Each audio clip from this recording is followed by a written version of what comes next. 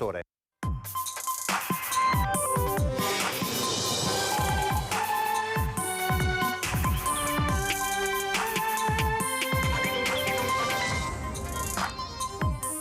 vita, in Consiglio regionale al voto la legge che detta tempi e modi omogenei sul suicidio medicalmente assistito, tema etico molto delicato che ha spaccato la politica veneta. E sull'approvazione della legge sul fine vita in Veneto interviene anche la UIL nazionale e regionale. Giusta la libertà di poter scegliere una morte dignitosa come atto finale. Protesta stamane a Venezia davanti a Palazzo Ferro, dei comitati contro l'autonomia differenziata, così dicono ci saranno disparità tra i cittadini. Contributo d'accesso attiva da questa mattina la piattaforma online per potersi prenotare in vista dell'entrata in vigore dal 25 aprile. Abbiamo provato anche noi. Fiori bianchi e candele oggi al Lido di Venezia per l'ultimo saluto al piccolo Mattia Quadra, il bambino di 8 anni morto lo scorso 28 dicembre. La comunità di Cassolaro si prepara alla grande mobilitazione contro l'installazione dei piloni e spiega ecco perché il progetto non è a norma. Concluso in campo San Lio a Castello, Venezia, il percorso della memoria con la deposizione questa mattina di altre 9 pietre d'inciampo. Buonasera, bentrovate e bentrovati, edizione di Venezia dei telegiornali di Antenna 3. In primo piano, come avete sentito dai nostri titoli, la questione del fine vita. Oggi un consiglio fiume per il voto della legge appunto sul fine vita, ma ci colleghiamo subito in diretta con Filippo Fois che ci dà tutti gli aggiornamenti. Sentiamo. Ciao Filippo, buonasera. Sì, è stata una giornata, buonasera, ed è stata una giornata veramente lunghissima che si è conclusa poco fa con il voto solamente di 2 articoli. C'è stata un po' di confusione perché dopo il voto dei primi 2 articoli, sono 5 in tutto quelli del provvedimento, il Presidente del Consiglio Ciambetti ha convocato i capigruppo. Cosa è successo? Il secondo articolo era talmente importante che se anche fossero stati approvati gli altri 3, insomma la legge non aveva più motivo di essere, per cui la legge è stata rimandata in commissione. So cosa succede? Lo chiediamo a Jonathan Montanariello, che è il vice capogruppo del Partito Democratico. Ma sostanzialmente una legge fatta di 5 articoli, di cui gli ultimi 2 sono l'entrata in vigore e la clausola finanziaria, genericamente aver concluso con un pareggio dove di fatto il voto giallo viene considerato voto contrario perché non fa quorum ma non rientra nel 25 che servivano per farla passare, la legge torna per una mera presa d'atto in commissione per essere archiviata. Quindi diciamo che il Veneto non sarà la prima regione che approva un regolamento che dà attuazione poi a questa sentenza della Corte Costituzionale. Dunque i numeri che stava dicendo Montanariello: 25 favorevoli al famoso articolo 2, 23 contrari, per cui favorevoli erano in maggioranza, più 2 astenuti. 22 contrari, 3 astenuti. E 3 astenuti. Allora i 3 astenuti valgono come se fosse no, si va a 25 pari e vince il no in questo caso. Ironia della sorte, in un voto che ha spaccato la Lega e la lista Zaia, chi poi è stato ago della bilancia è stato un consigliere del PD, Bigon, che ha votato, che si è astenuta. Ma nei 3 voti gialli, diciamo astenuti, che hanno alimentato i 25 non favorevoli, abbiamo preso atto che c'era un voto di una consigliera che aveva dichiarato tra l'altro che non avrebbe votato favorevolmente, ma nel tecnicismo non ci si era dopo capito insomma quale equilibrio finale sarebbe arrivato con questa situazione. Risulta evidente che la linea del Partito Democratico, come è stato detto e ribadito, era una linea ufficiale dichiarata con indicazione di voto favorevole. La collega Bigon ha votato un'astensione. Capiremo adesso nelle prossime ore, insomma ci sarà sicuramente un chiarimento tra noi, ecco. Grazie a Jonathan Montanariello, vice capogruppo del Partito Democratico in Consiglio regionale. Noi adesso ascoltiamo le dichiarazioni di Zaia a caldo subito dopo il voto all'uscita dell'Aula e poi la linea torna direttamente in studio. È confermato anche con questo voto cosa? Uno, che è una proposta di legge di iniziativa popolare che non viene dalla giunta regionale, finalmente spero che tutti abbiano avuto modo di comprenderlo, visto considerato che la comunicazione è stata fatta in altra maniera, quindi una proposta che è arrivata qui con una raccolta di firme e l'obbligo di trattarla entro 6 mesi, ed è oggi.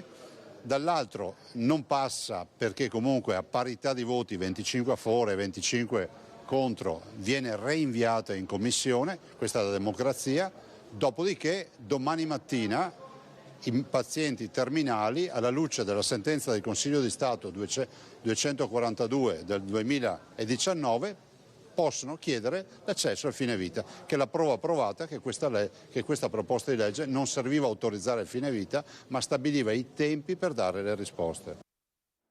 Questo dunque è il punto del presidente Zaia, mentre interviene sul fine vita anche la UIL nazionale e regionale. Sentiamo.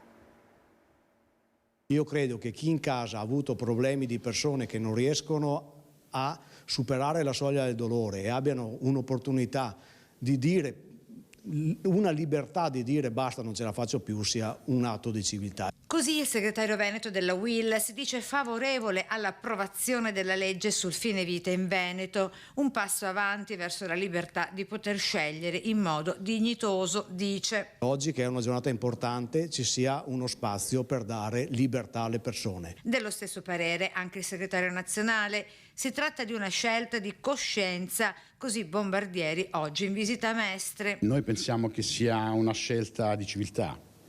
Si parla tanto di avere la possibilità di scegliere e su temi così importanti ognuno di noi deve avere la possibilità di scegliere in tutta coscienza qual è la scelta finale. È Toigo a spiegare il dramma vissuto in casa in prima persona in seguito alla sopraggiunta malattia del padre. E io l'ho vissuto personalmente da una parte e con mio padre da un'altra. Vi assicuro che è una cosa impossibile. Legge sul fine vita e autonomia differenziata. Per Bombardieri la sanità deve essere universale per tutti. Siamo convinti che sia un tema affrontato con tanta ideologia e in previsione delle prossime scadenze elettorali. Continuiamo a chiedere un paese che abbia servizi riconosciuti dalla Costituzione uguali in tutte le parti del nostro paese. Protesta stamane a Venezia davanti a Palazzo Ferro, fini dei comitati contro l'autonomia differenziata. Oggi sia una giornata simbolica. È il 16 gennaio, entra in Senato il testo definitivo del decreto legge Calderoli. Ha 3 giorni per poter essere discusso e già questo la dice lunga di quale possa essere il peso che il Senato avrà nella discussione. Noi riteniamo che il progetto di legge sull'autonomia differenziata, contro cui ci battiamo da 5 anni, sia un progetto che va a ledere i diritti dei cittadini. Mentre in Senato dunque si avvia la discussione per l'attuazione dell'autonomia differenziata, i comitati del no si riuniscono davanti alla sede regionale di Palazzo Grandi Stazioni per ribadire la loro contrarietà. Ci sarebbe una discriminazione importante, una disparità importante a seconda delle regioni e a secondo di dove i cittadini nascono. La nostra Costituzione dice tutt'altro. La manifestazione è in continuità con la mobilitazione messa in campo dai comitati nel 2018. Noi siamo qui anche oggi per dire no. I cittadini della Regione Veneto non ci stanno a questo progetto di Spacca Italia. Ecco, però non è esattamente così, perché c'è un referendum che ha parlato per i cittadini. Allora, il referendum è stato fatto nel 2017 e non su un testo specifico, si chiedeva solo ai cittadini: sareste d'accordo con l'autonomia differenziata? Senza specificare che la Regione Veneto voleva tutte e 23 le materie. Attenzione che è l'unica delle regioni italiane che in questo momento fa questo tipo di richiesta. Contributo d'accesso attiva da questa mattina la piattaforma online per potersi prenotare in vista dell'entrata in vigore dal 25 aprile. Abbiamo provato anche noi. I tecnici stanno lavorando per darci un report di fine giornata su questa prima giornata di attività, per cui in questo preciso istante non ho dati disponibili in questo senso. Penso e spero che ci sia stata un'attività più facile, probabilmente che ci sia un'attività legata alle esenzioni, o anche persone che proprio per provare il sito appunto si scaricano un'esenzione per l'X giorno previsto, dove c'è appunto magari previsto il contributo d'accesso perché è un giorno tra i 29 che abbiamo segnalato. Proprio come abbiamo fatto noi, un'operazione semplice durata pochi minuti, accedendo al portale per la prenotazione col contributo di accesso sul sito cda.ve.it. Come si vede, il portale permette di prenotare l'ingresso, richiedere le varie forme di esenzione e per le categorie previste pagare 5 euro a persona. Poi sarà fornito il QR code richiesto una volta in città. L'accesso sarà operativo in 29 giornate tra aprile e luglio 2024, dalle 8:30 alle 16.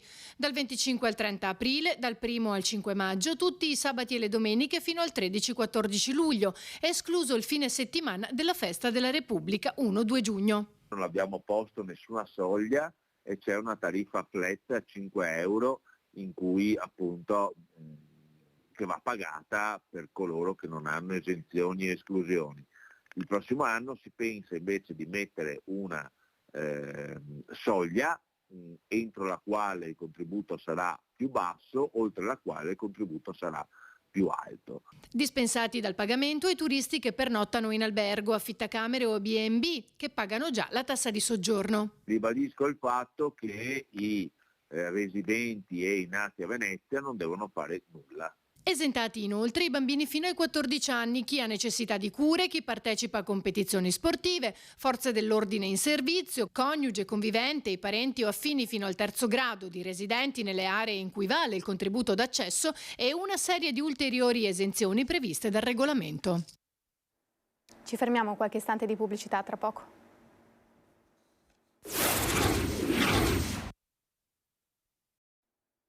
Eccoci in studio, edizione di Venezia dei telegiornali di Antena 3. Proseguiamo con la cronaca. Si sono tenuti questa mattina i funerali del piccolo Mattia Coada, il bambino di 8 anni morto improvvisamente lo scorso 28 dicembre.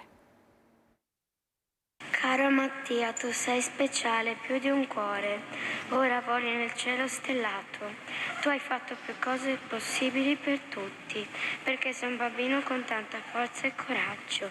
Noi non ti dimenticheremo mai. Nelle parole della cugina del piccolo Mattia c'è tutto l'affetto di una comunità intera che questa mattina si è stretta in un abbraccio al piccolo Mattia Coada e alla sua famiglia, il bambino di 8 anni morto lo scorso 28 dicembre all'ospedale civile di Venezia. La magistratura dovrà accertare le cause del decesso, per il quale risultano al momento indagati 6 medici. Migliaia di persone si sono riunite per il funerale nella chiesa di San Nicolò al Lido, celebrato con rito cristiano ortodosso e presieduto dal vescovo Sua Eccellenza Ambrogio Muteanu, vescovo del Vicariato Moldavo in Italia. Vi prego tutti quanti, andando alle vostre case, soprattutto nei giorni successivi, di ricordare i genitori Vitalia e Alessia, i genitori di Mattia, ricordandoli nelle vostre preghiere, perché il Signore gli dia la forza di portare avanti questa croce che gli è stata concessa. La piccola bara bianca di Mattia è stata portata in spalla sia all'ingresso che all'uscita dalla chiesa. A concelebrare il rito con il vescovo altri 7 sacerdoti provenienti da tutta Italia, tra cui le città di Parma, Padova, Treviso, Este e Marghera. C'è stato anche un messaggio di vicinanza nella preghiera del patriarca di Venezia, Monsignor Francesco Moraglia. La celebrazione, in gran parte cantata, con i fiori bianchi e le candele accese, simbolo della luce nella speranza della risurrezione. Siamo onorati di averti avuto come nostro alunno, anche se per un tempo così breve. Arrivederci Mattia, continua a sorriderci e a guardarci con i tuoi dolci occhi da lassù, nella vita eterna. Si è tenuto questa mattina il secondo e ultimo appuntamento di posa delle restanti 9 pietre di inciampo davanti alle porte dei deportati veneziani, alla presenza della Presidente del Consiglio Comunale Ermelinda Damiano, che ha ricordato l'importanza di trasmettere la memoria alle nuove generazioni. L'itinerario è iniziato a Campo San Lio con la deposizione della prima pietra d'inciampo dedicata a Rita Ancona, una delle sopravvissute ai campi di concentramento che ebbe la fortuna di incontrare in Germania una seconda veneziana sopravvissuta, Regina Brandes, la cui memoria è stata ricordata con la posa della terza pietra. Io con questo vi lascio al meteo, vi auguro una buona serata, arrivederci.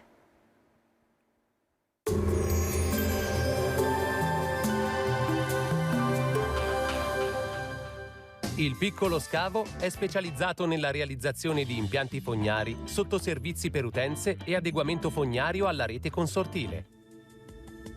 Bentrovati al meteo. Una perturbazione sospinta da venti meridionali raggiunge il nostro territorio. Il tempo peggiora. Vediamo il dettaglio di mercoledì 17 gennaio. Sul Veneto il cielo sarà molto nuvoloso, con precipitazioni inizialmente sporadiche, via via più diffuse nel corso del pomeriggio e in moderata intensificazione verso fine giornata. Le temperature minime saranno in aumento, comprese tra 0 e 3 gradi, massime in calo tra 3 e 5 gradi all'incirca. Spostiamoci ora sul Friuli Venezia Giulia. Anche qui il cielo sarà coperto con precipitazioni inizialmente a partire dalla costa e dalle zone orientali che si estenderanno in giornata un po' a tutta la regione. Vediamo le temperature, le minime saranno comprese tra 0 e 6 gradi, massime sui 5-9 gradi. Infine diamo uno sguardo al Trentino Alto Adige, dove anche in questo caso non mancheranno piogge moderate diffuse un po' dappertutto, neve a quote collinari in progressivo aumento successivamente. Temperature minime sotto 0, massime sui 3 gradi. Dal meteo di Antena 3 per ora è tutto, grazie per l'attenzione. Arrivederci.